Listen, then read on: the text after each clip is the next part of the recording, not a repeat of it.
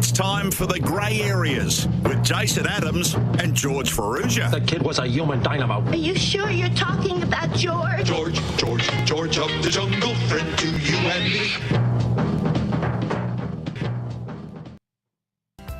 So here we are at the broadcast box now. Preparation begins for the race meeting this afternoon. Firstly, we read the form guide, work out the left, right and centres of all the races and where the winners are. And secondly, I'd like to take off my shoes to prepare for a big meeting. Unusual habit, don't know why, but for some reason I do.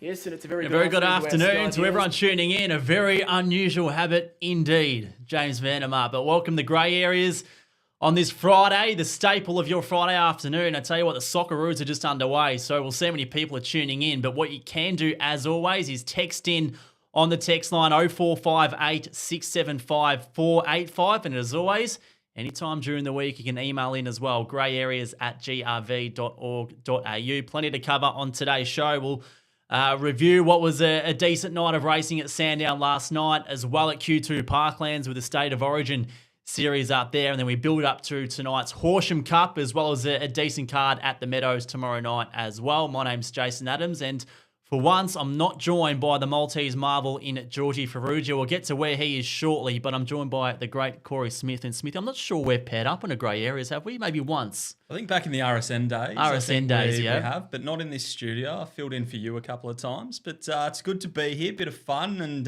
what a way to start the show with Jim just being an absolute pelican as per usual. That salad that he has on the top of his scone, I'm really not sure about it, but he certainly can't bring it back because I don't think he's got enough to do that sort of stuff anymore. And that photo that we highlighted a couple of weeks ago with the curtains coming down here, it was awful. But it's funny how his voice has sort of changed over the years, hasn't it? Yeah, well, he's got 2 kids now, and I reckon he would have been struggling to have kids by the sounds of the high-pitched nature of that voice back in the day, but they were some stinking shoes as well. So there was not a huge amount to love about that video. But, stinking visually, and they probably would have reeked as well. Oh, yeah. Be a certain pong to that Healesville, the commentary box with Jim having his feet out. 100%. If you're wondering where George is, now he told me a few weeks ago that he wasn't going to be available for today's show, which is the 26th of June. I totally forgot about it. And a few days ago, he said to me, just reminding you, I'm not available for grey areas on Friday. I said, yep, no worries, all good. And I didn't actually ask him, what are you up to where you're not available for the most important thing on your Fridays? And I tell you what, he hasn't told me, I haven't asked him, but in the end, I've seen him moonlighting. This is exactly what he's up to, Georgie Ferrugia. He's not in the studio today, but he's hit the kitchen. I'm going to ask you the same question, okay? Yeah. Have you ever cooked in the nude? What did he say? Yes. No. Yes. Wait And till he I elaborated. see him. Wait till I see him. No, I've never cooked in the nude. Never. No, just a little apron on or something? No, I need to give that a go. I might go and get some tips off Manu. So, for a bloke that's probably lethargic when it comes to cooking, but does enjoy a very good meal, doesn't strike me as someone who would head into the kitchen, Smithy, without the kid on. Yeah, the old birthday suit. This is a kids' show, I think, this Grey Areas show. So I'm not sure we've ticked off on things just picturing the great George Ferrugia in the nude. But anyway, that is how we roll on Grey Areas. And I'm not sure what he'd be whipping up though. You wouldn't want to be using some too many sort of Greek stuff or something strange that I've never heard of. Been my simple diet. I don't reckon you'd want any cooking with any oil. You wouldn't want to the splatter. You'd be a little bit concerned, I reckon. What do you mean? Just this. Cooking in the Starkers. Yeah, 100%. Oof. Big time. Anyway, we look forward to George's return next Friday. And it's great to have you here, Smithy, of course, the face of the Meadows here. And I did have something I wanted to ask you. Now, your profile picture here on Twitter, it's one that hasn't been changed for a long period of time. So even since you've gotten the job here at the Meadows, you've decided to maintain that photo. Talk to me about the theory behind that. Well, first of all, that shirt, I still own that shirt and it still fits somehow. That was probably paying 101 about 10 years ago when that photo was taken. But no, I don't think it's hyperbole to say that if Vanna Bale didn't exist at that period of time, I probably wouldn't be in greyhound racing anymore. I absolutely loved her and came to all her big events, which is shocking because I think the drink Fanta is absolutely shitful. It is the worst soft drink known to man. No orange drinks for me. No interest in them. But Vanna Bale, she's my goat. She was an absolute superstar. Absolutely loved her to death. Anyway, I noticed that flag in the photo, that Fanta Bale one, where, of course, on that night, she broke the all-time prize money record, surpassing Fernando Bale. I thought to myself, I've seen someone with that flag sometime before, and I tell you what, wind back the clock almost 10 years, it was in a preview for one of the Horsham Cups.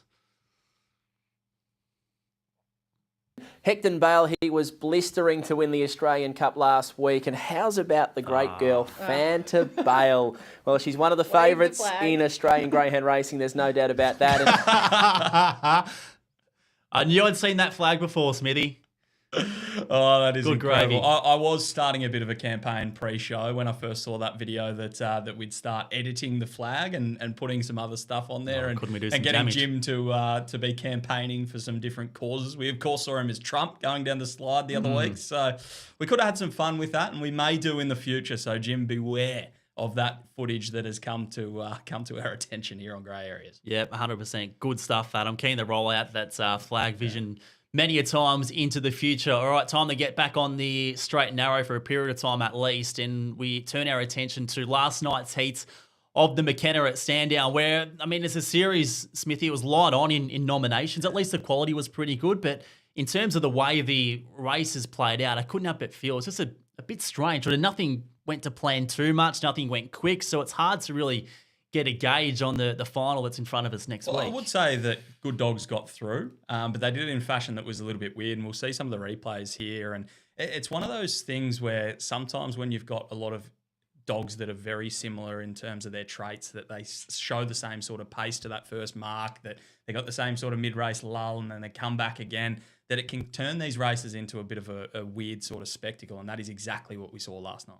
This was the third of the heats that was won by Nigel DeVere. So he's got box 1, Hurricane in 2, Eventuate in 8, and it was the other one there was Avengement in 4. So we see Eventuate go forward there and Nigel DeVere on her back. In the end, he gets underneath her. I just thought she might have streaked away and put him away, but in the end, they fought out a pretty good tussle, and Hurricane was on their hammer as well. So all three of them progress to the final next week. Yeah, I don't think any of the three got the race to suit exactly how they would like their race styles to pan out. Obviously, Nigel DeVere having the inside of Eventuate, that worked out beautifully. Eventuate comes back at them. Hurricane has a bit of a dip at them, but he's probably a different dog when he's out on the arms. So it was one of those races that we spoke about before that replay that it just seemed a bit strange in the way that the race shape was run. And 34-26, all three of them can go quicker than that, I think. Yep, and the box draw for next week doesn't make things any easier whatsoever. From the inside out, 1 Overland Boy, 2 Eventuate, 3 Poor Vortex, 4 Nigel DeVere,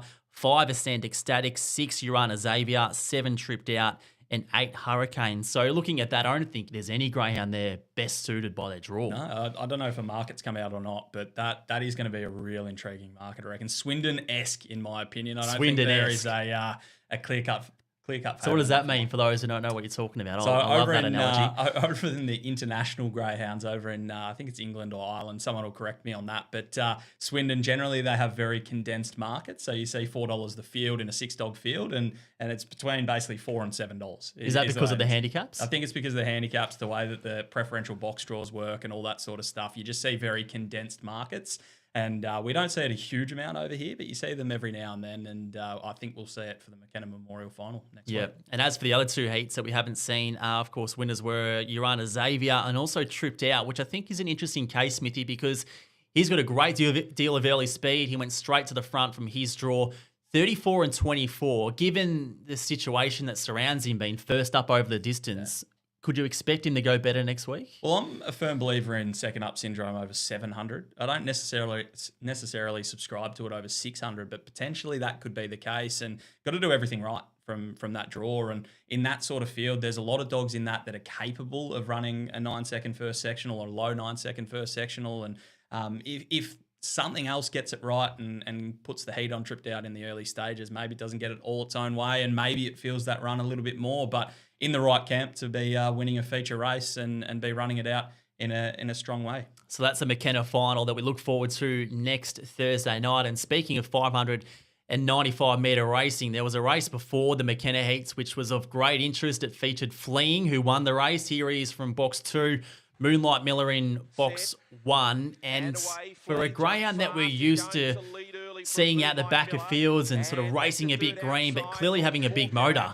He went straight to the front. His early sectionals were elite, where I think most of us would have thought that we'd see that in the latter half of his race. Yeah, this was an upside-down race in terms of the speed map, in my opinion. I thought Fleeing would be out the back. I thought Moonlight Miller would probably be leading. Mapunga Phantom probably lobbed in a similar spot to what I thought, but Fleeing just reeks of a dog that's going to be a front-running stayer off that performance. Obviously bred to get the trip. It's from a litter that just looks like they're getting stronger and stronger, and while Mapunga Phantom took a heap of ground off at Patch, I was really excited. I was live on SEN last night with Mitch Bayer, and we were talking about it. We saw the run-home time come up on the semaphore board, and I said, I cannot wait to sink my teeth into this Isolink starter because I reckon Mapunga Phantom ran home well. And there we go. Straight up on the Watchdog app, not too long after the race, we were able to see that 6:01 in the last 100, that's good going, but it's the 10:69 that I was really impressed by, that run home time over the 600 for a dog only in the infancy of its career. That looks like a dog that's worth chucking in your black book and waiting for it to step up over 700, Mapunga Phantom. Yeah, indeed. And as for Fleeing as well, I mean, Jason Thompson's been open, I think, in the past few months, saying between him and who's the other greyhound? Bandit Swagger, that Fleeing was probably the more likely stayer of the two. So it's going to be interesting to see how the rest of 2026 plays out for him. Well done to you on this Isolink starter too. It's I know you've put a lot of work into it over a fairly long period of time, but to have it up in the Watchdog app at the races that carry the Isolink starter, I think it's a massive tool for us, and it really can enhance that black book function that you can use and just remind yourself, just put a little note in there and you can have a little fun and hopefully find a few more winners. Yep, credit to the boys at GRV, put it together as well. Saves me arsing around putting those PDFs together, don't worry about that. The other highlight out of last night, Smithy, was of course the free-for-all, and just see yet another free-for-all won by Paul Oswald. He was tame to begin, but as often the case in these high-quality races in town, the box draw counted for plenty, and yet again, another win from box one. He's won about 370-odd thousand in prize money. I still don't think box one's his ideal draw, and he's won 12 times from it. So he's just a dog that is the professional of all professionals. He's probably a rung below the absolute superstars of the sport in terms of the times that he can run, but in any race that he can test, particularly at Sandown, he just seems to grow a leg there. He's always going to be in it. He's always going to be running well, and you can never discount him. And I reckon he's the best paw dog that we've seen so far. There's been a few handy ones, but poor Oswald is an absolute superstar. Yep, indeed he is. And of course, up north, the action in Queensland was red hot with the State of Origin series. We love the concept. We love the novelty. And of course, the prize money is quite significant throughout that series as well. We'll touch on this sprint event first. And as in all three, New South Wales looked to have a stranglehold on it all. And in this case here, it was Winsome Jed, who's just got a total love affair with performing at the Q. Yeah, this is him from box number 4, so it was a bit of an omen for the Blues supporters for New South Wales. But his dog just comes out better in Queensland. I don't know what it is. I don't know why it is. He just loves Q2. He goes well at Q1 as well. But Q2, he just seems to be able to run that low 5-second sectional. And when he can do that, he shows exactly what he can do. And he's not beating mugs here. He's beating Secret Bandit, who's running third, and Star Turn, who I think is one of the fastest dogs in Queensland, and he's just putting absolute lengths on them in the run home. So he's a star, and he just needs a little bit of clear air in the early stages, and as we can see with his head-on patch, he gets a little bit of it, and just enough to be able to punch his way through, take the lead, and dominate that one. Yeah, geez, looks like I'm blind drunk. Look at how blurry that is around the first turn. It's a wide view as well. Hopefully they can tighten up on that as time goes on. And then the Stayers, of course, won by Firethorn, another race that was expected to be dominated by those from New South Wales. I don't think Power Squeeze was too close, and Magpie Hector copped all sorts of froth and bubble early on, but in the end, Firethorn too good. Yeah, she's a star, Firethorn. She's got one eye, which I always find so fascinating. I forgot about that. And she was scratched from a Top Gun in the lead up to it, unfortunately, due to, I think it was a season at the time. So, yeah, she's had her issues, and she's getting back to her best. She's broken 41 seconds there, which is absolutely low flying, and she just loves the queue. She's another dog that headed up from New South Wales to the Queensland, and it was funny seeing some of the State of Origin dogs. You had dogs in Jason Thompson's name that were representing New South Wales racing in Queensland, and maybe they should let the Vics get involved. Well, I know it's Queensland versus New South Wales, but I reckon we'd have them. Imagine that. We wouldn't get beat. Nah, we'd have them. We'd have them covered. We'd have them covered, as we do in the Nationals most year. But we'll wait and see what happens in the next couple of months. And, of course, another big moment of the night was the match race between Cumbria Jack and also Blue Blend. And we got the spectacle that we all expected, basically, with Cumbria Jack going forward, leading. And surprisingly, he didn't go as quick as what Winsome Jet did, but not much between them. Two very fast animals. If you had said to me pre-race that he was going to run 5:04 early, I would have said that's a track record. He's breaking that track record. So, it's intriguing. They're not running the fastest times that we've seen at the queue at the moment. So whether the track's just in a little bit different nick, the weather's obviously slightly different, but I don't think there's any doubt in saying that Cumbria Jack is the scariest proposition to take on in a match race. And kudos to Blue Blend for having a crack, but it was different gravy last night. I know he won the Cindy's Magic last week, Cumbria Jack, in the most emphatic style that you could imagine. Is there still a monkey on the back when it comes to majors over 500 metres? Yeah, I think there is, and there's been plenty of dogs. Aston Rupee comes to mind that probably had that little monkey on the back because not blistering early and doesn't nail the start and just has that little quirk where needs a bit of clear air. And talk the big game in terms of times they run in between. Yeah, but that's I think he's broken 5 track records. Like he's an absolute rock star, Cumbria Jack, and not every dog's Fernando Bale that's bomb-proof and comes out humming. And sometimes you just need a little bit of luck to go your way, and you need a few things map-wise and in the early stages of the race to work out for you to be able to show your best. And I love the fact that they stepped him up to 600, give him that confidence. It clearly worked. He came out in 5:04. He'll head to the Brisbane Cup Series now, and if you can replicate that and go 5:04, particularly with a low draw, look out because that track record is going to be in danger any time he goes around. Yeah, so that action will be fierce next week with heats of the Brisbane Cup and also the Queensland Cup. And we've seen some news during the week that Miss Envy will probably target that Queensland Cup. So it'd be great to see her over 700 metres. We saw Electrify, of course, place getter in the Sandown Cup, return the racing at Ballarat on Wednesday. He got beat at $1.20, but the run was still pretty admirable. So he'll go up to Queensland next week again over the 700 metres. Quick hypothetical for you. Let's say sail 640 metres, just because I like that distance. Miss Envy versus Cumbria Jack, who wins? Great question. Cumbria Jack. Okay, I'm with Miss I Envy. don't know why. I'm with Miss Envy. Why? I reckon she gets in front and she's tough. So it'd be an absolute ripper though. But do you think he's got as much speed as any of them in that sort of bracket when they're so clear in that format? Potentially, yeah, potentially. But I reckon that'd be an absolute ripper. That would be cracker. the match race to make right now in Australian Greyhound race. Cracker. Great comment here from Ryan Vandenberg, and I'll get you to answer it, Smithy. I'm assuming you know the answer. Hey, boys, with the State of Origin series, the prize money being so good, how come a race worth $100,000 is only classed as a Group 3? So there's 2 things that it could be. The first of that is that it hasn't been around long enough at that prize money level to qualify for Group 1 status. But the thing I think it is because it's a restricted event. So the launching pad is worth more than $100,000. It's a restricted event, so it can only be classified as Group 3. I think that's bollocks, to be honest. It's Group 1 standard for me, the launching pad. But maybe the Origin being purely restricted to Queensland and New South Wales, there's going to be ebbs and flows in the quality. So I think I can understand that a little bit more than I can, say, a launching pad. In terms of the launching pad, I think it's a paid entry that is the hurdle when it comes to upgrading its status. Which creates it being a restricted event. Yeah, correct. Because we see many restricted events, age or gender, that are Group 1. The Phoenix is a Group 1. Sandgrope is now a Group 1. They got exemptions to become those events. So, I think personally, I think the launching pad should be a Group 1. I don't really think the Origins should be Group 1s just because of that ebbs and flows. And if it was open to Victoria as well, maybe I'd have a different opinion, but maybe that's just me being a little bit too parochial. All right, Jason Pritchard, the Jetman's got involved. Will Patch be wearing an undershirt this time on his next trip to Queensland next week? I can't remember what he's talking about there. An undershirt. Have I had a shirt drama in the recent past? No. Give us some context, Pritchard. I'm keen to get more into that. Mason Kaufman's got involved.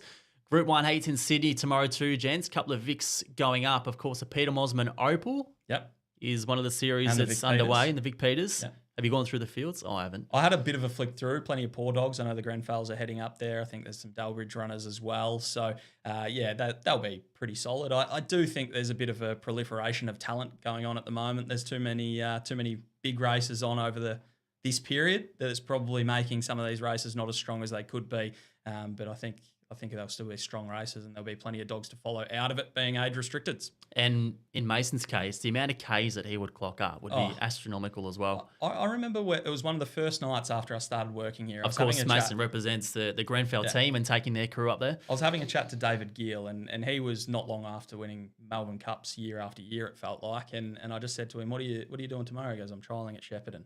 Hey, what are you doing tomorrow, Arvo? He goes, I'm racing at Sale. I'm like, how the hell do these greyhound trainers do it? Like, I thought I covered some decent kilometres, but it's an incredibly underrated aspect of the sport is how much these participants travel in their cars and put the wear and tear on and the time just on their ass driving down highways. Yeah. It is incredible. What would be your biggest challenge?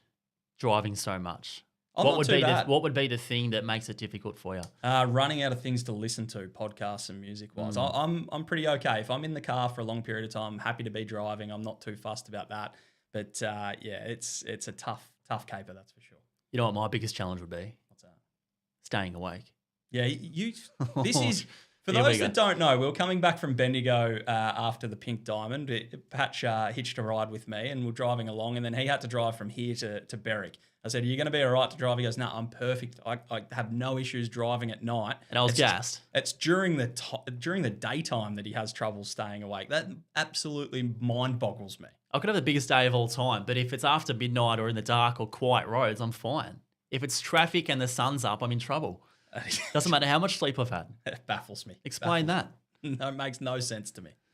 JP's got back involved. Your jaw was chattering more than the Thompson Kennel it was Group cold. Ones. I do recall that now. Cold up in Queensland, which was unexpected. I do remember it being cold. What night was that? That was the Nationals last year, I reckon. It was freezing. Yeah, it was. Sure, it's not going to be as cold. Nah, I wouldn't have thought. Surely not.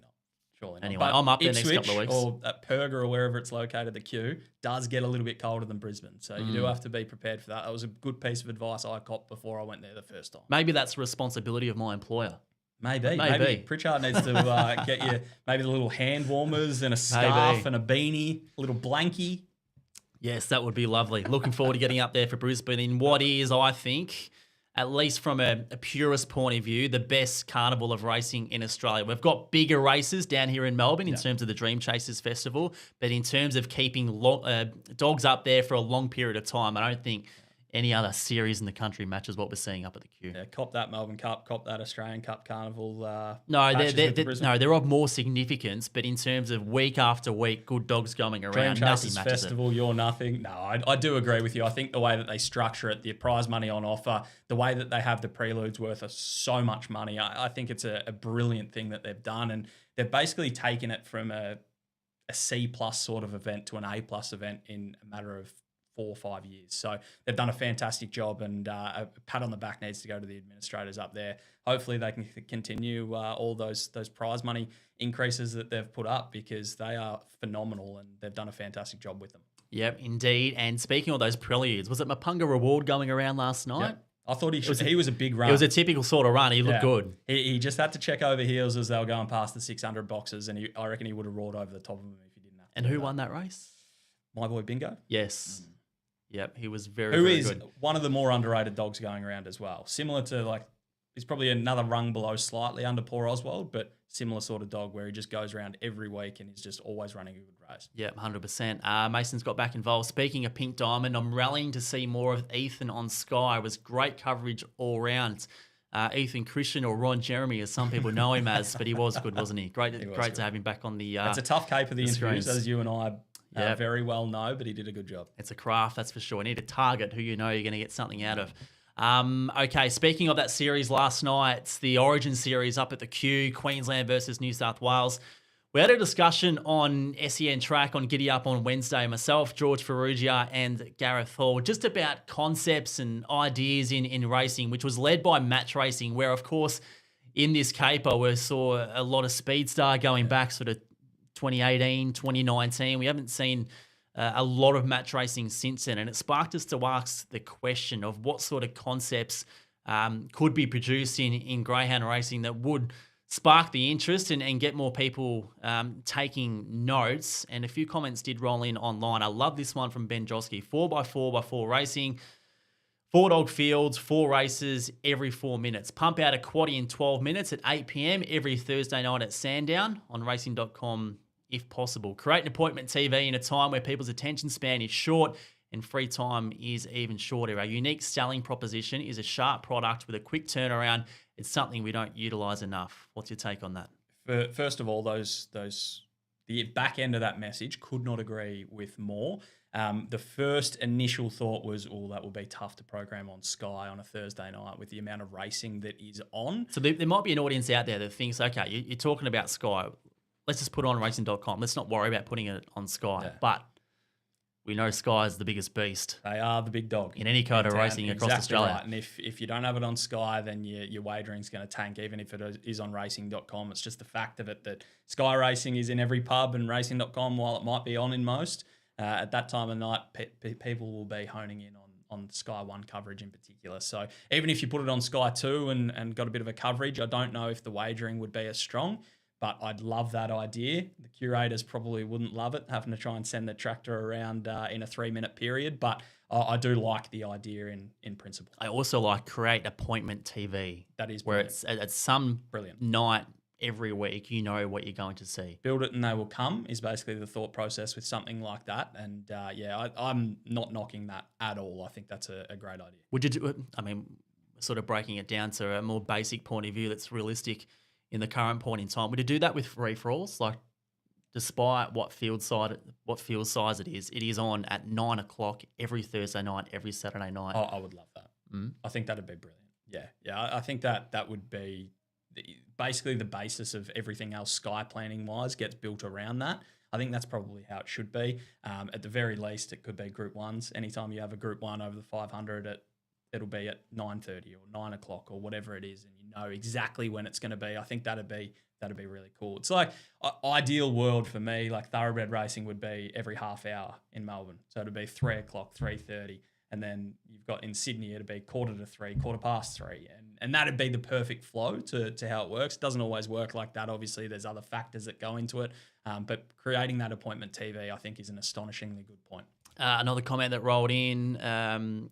Run a knockout style competition. So I won't read through all of this, but it's basically you go to different tracks and you race over a period of time, and if you don't win, you get knocked out, and therefore you meet in the end. So the most important point in that comment being local dogs can focus on the ultimate FA Cup style format. So not sure it'll work, but I do like the creative thinking, and I wouldn't mind a series where say you could only compete in your local track, whatever your closest track is geographically, that's where you compete. And in the end, there's a final at the end of it. But it would create stronger tracks. Geelong would dominate. Cranbourne would probably dominate. So it'd make it really difficult to make it worthwhile. And the other one here, do a draft type of setup where all the best dogs compete in one comp and anyone can buy a share in one particular greyhound for that race or comp only, which is similar to what we've got at the Phoenix this point in time. Down the same path. It's a different house on that path, but it's down the same path, that's for sure. And I like this one too. I think this would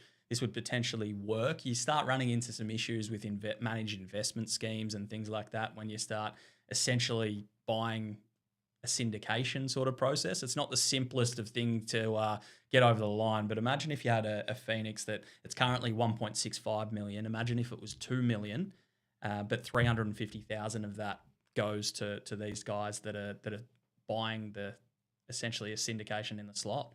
Obviously, put a lot of pressure on who's picking the boxes for each dog, even more than already exists. But I think there's an avenue for that.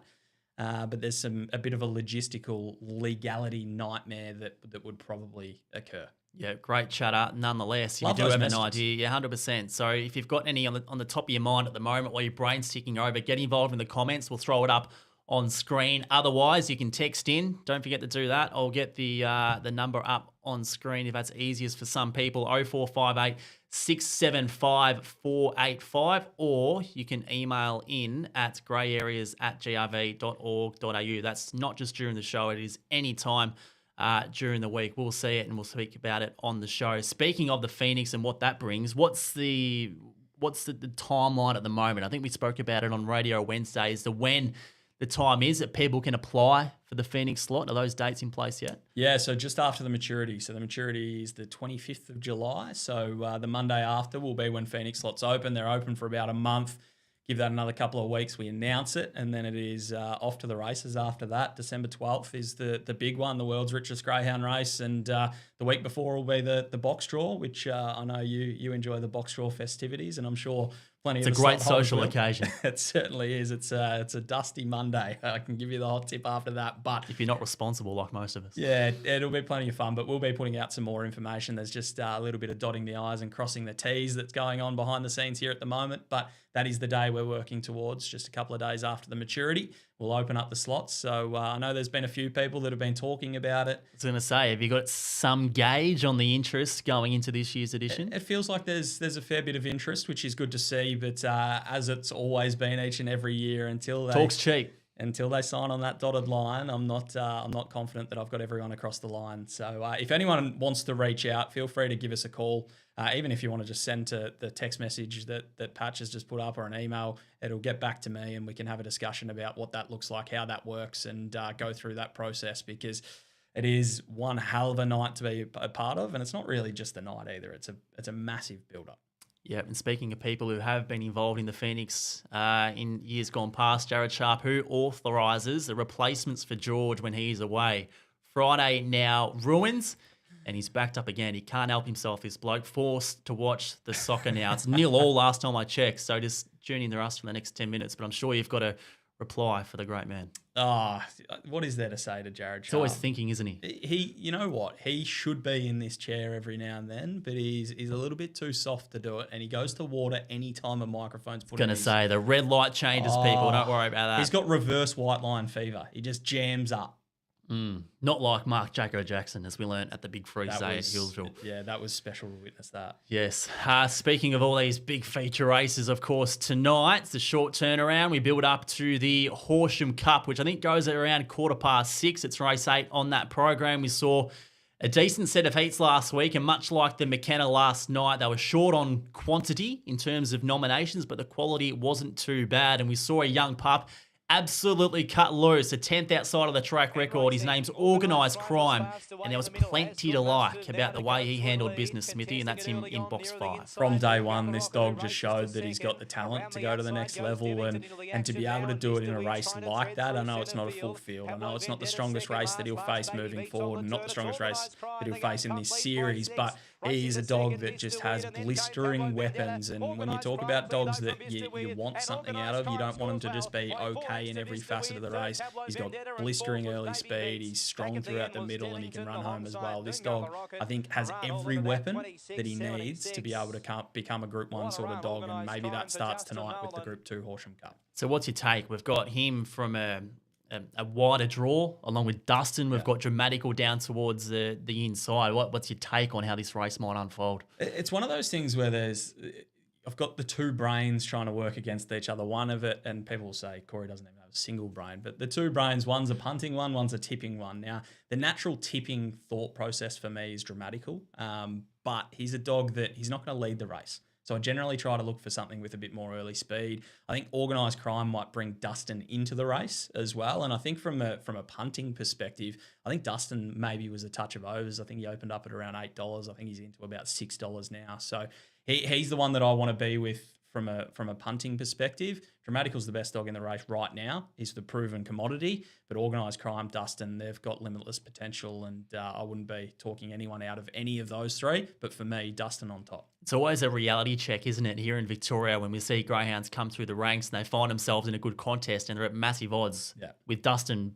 obviously going 5 flat at the Meadows, 29.70 odd. Yeah, he's gone 29.66 at the Meadows, and you're getting $8 in a field that's probably not the strongest Horsham Cup you'll ever see, given the racing calendar at the moment. It's a reflection on the potential and force of Dramatical, isn't it? Exactly right.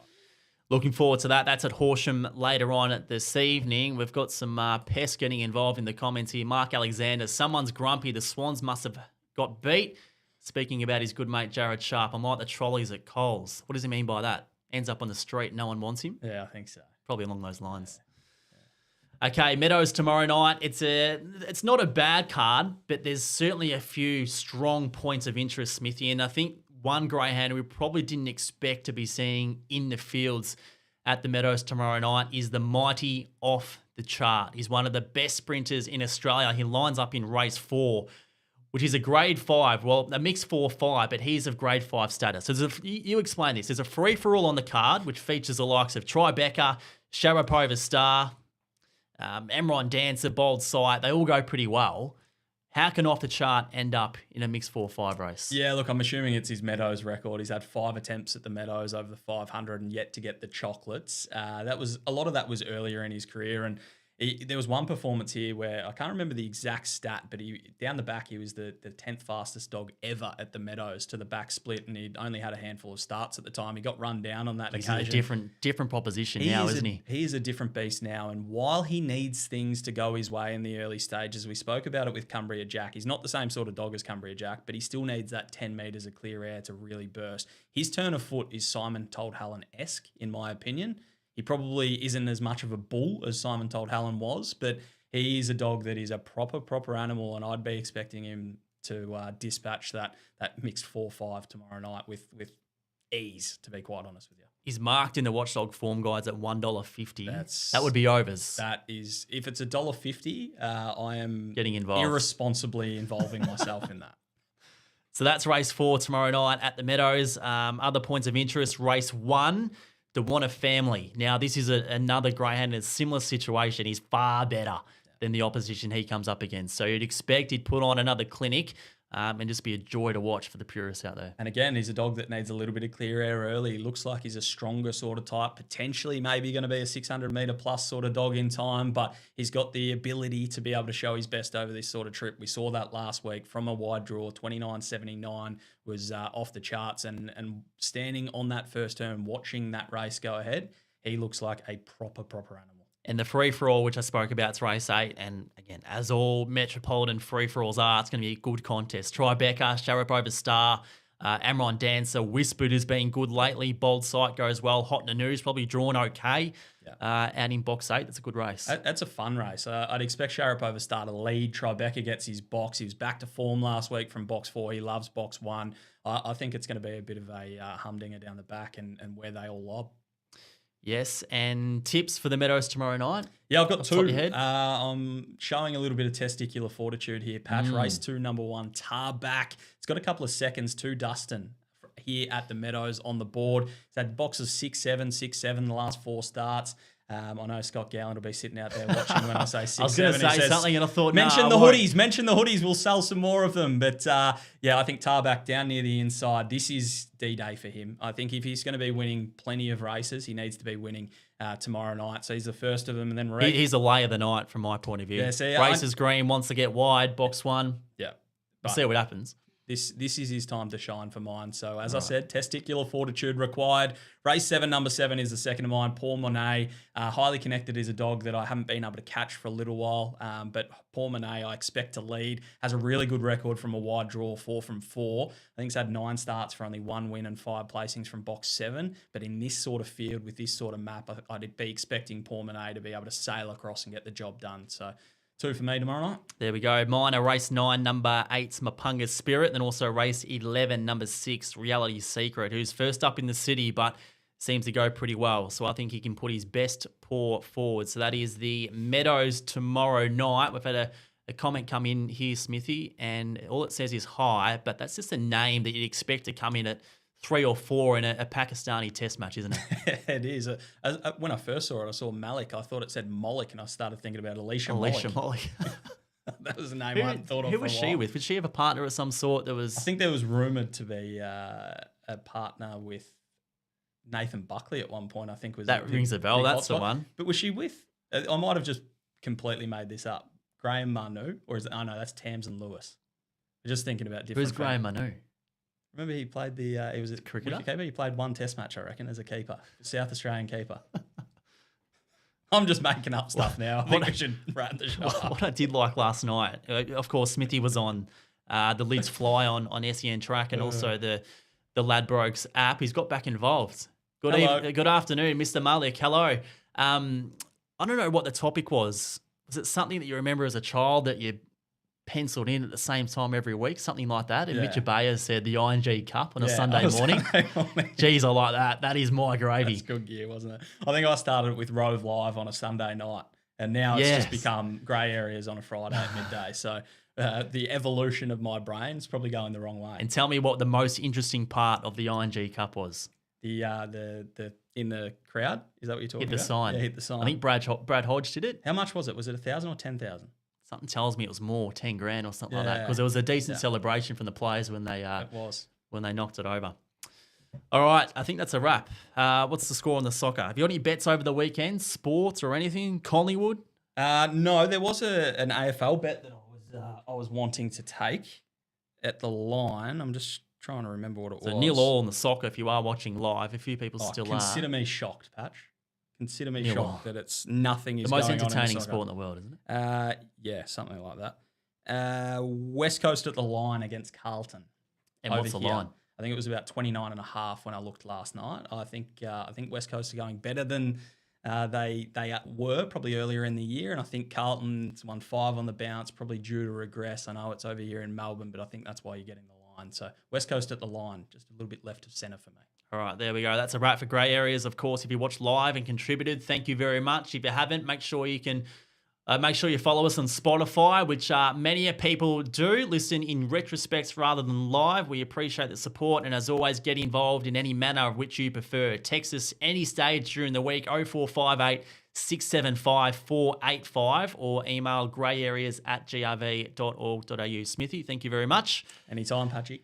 Same time, same place next week. This has been Grey Areas. Enjoy the rest of your weekend. And as we always say, best of luck on the Rex Hunt.